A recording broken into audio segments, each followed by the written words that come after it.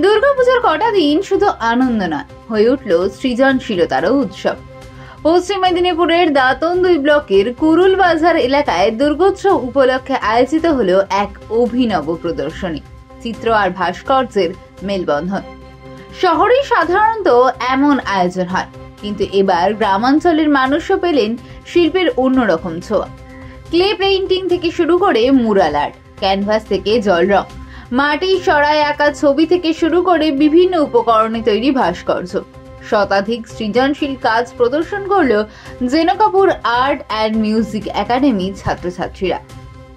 উদ্যোক্তাদের বক্তব্য, পড়াশোনা মানেই কেবল চাকরি না, শিল্প আর সৃজনশীলতাও হতে পারে ভবিষ্যতের শক্ত ভিত। সেই বার্তাই পৌঁছে দিতে গ্রামবাসীর সামনে এমন উদ্যোগ। প্রদর্শনীর অন্যতম আয়োজক মানব রঞ্জন বাগুলি জানালেন, শিক্ষার পাশাপাশি হাতের কাজ জানা জরুরি। সৃজনশীলতার মাধ্যমে স্বনির্ভর হওয়াই মূল লক্ষ্য।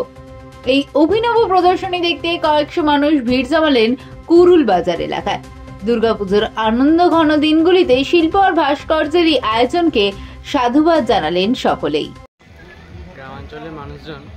গ্রামাঞ্চলের মানুষজন সবাই জানে যে শুধু খালি পড়াশোনার দিক দিয়ে চাকরি বা কোনো কিছু করা যায়, কিন্তু কেউ জানে না যে আঁকা ঝোঁকা বা শিল্প করার দিক দিয়েও অনেক কিছু করা যায় বা ভবিষ্যতে গড়া যেতে পারে। সেসব গ্রামের মানুষজন ঠিকঠাক জানে না, সেটা ঠিকঠাক জানে না বলে আমরা এই প্রদর্শনী বা এই চিত্রকলা হিসেবে এটা তুলে ধরেছি।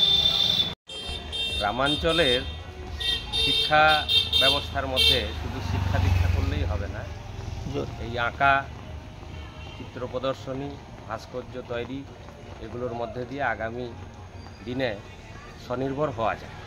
এই কারণে আমরা এই ধরনের উদ্যোগ নিয়েছি এবং আমাদের ছাত্রছাত্রীরা এই সমস্ত কাজ করছে। আপনার